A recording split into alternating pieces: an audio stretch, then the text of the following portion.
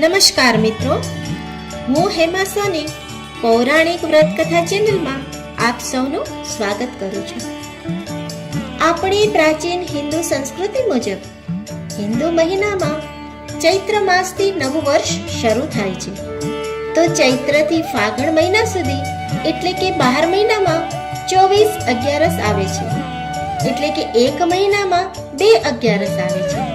અને આ અગિયારસનું ધાર્મિક મહત્વ તો છે જ, સાથે સાથે તેની પાછળ વિજ્ઞાન પણ કામ કરે છે.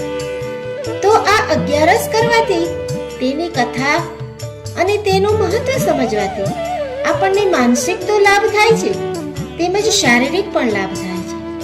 તો ભક્તજનો, જો આ કથા સાંભળવામાં અને તેનું મહત્વ સમજવામાં આપણને મજા આવે તો આ ચેનલને જરૂરથી લાઈક, શેર અને સબસ્ક્રાઇબ કરશો.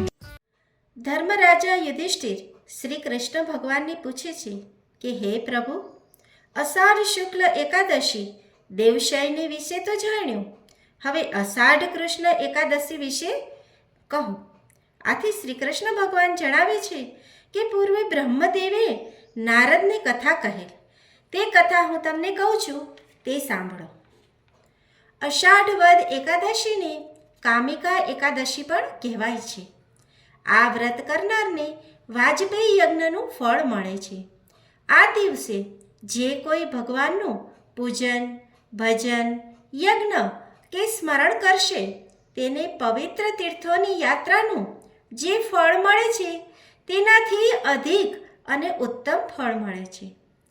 કેદાર અને કુરુક્ષેત્રમાં સૂર્યગ્રહણ સમયે સિંહસ્થ વિયાયેલી ગાયનું અલંકાર સહિત દાન કરવાથી જે પુણ્ય પ્રાપ્ત થાય છે, તે આ એકાદશી કરવાથી ફળ મળે છે. વળી જે કોઈ આ એકાદશીનું વ્રત કરીને શ્રીધર નામની દેવીનું પૂજન કરશે, તેને દેવ, ગાંધર્વ અને નાગદેવતાની પૂજા સમાન ફળ મળે છે.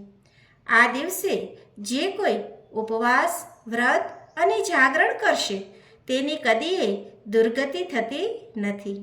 તે સર્વ પાપોથી મુક્ત થઈ વૈકુંઠમાં જાય છે. ઇતિ શ્રી સ્કંદ પુરાણે અષાઢ કૃષ્ણ પક્ષે કામિકા એકાદશી સંપૂર્ણ.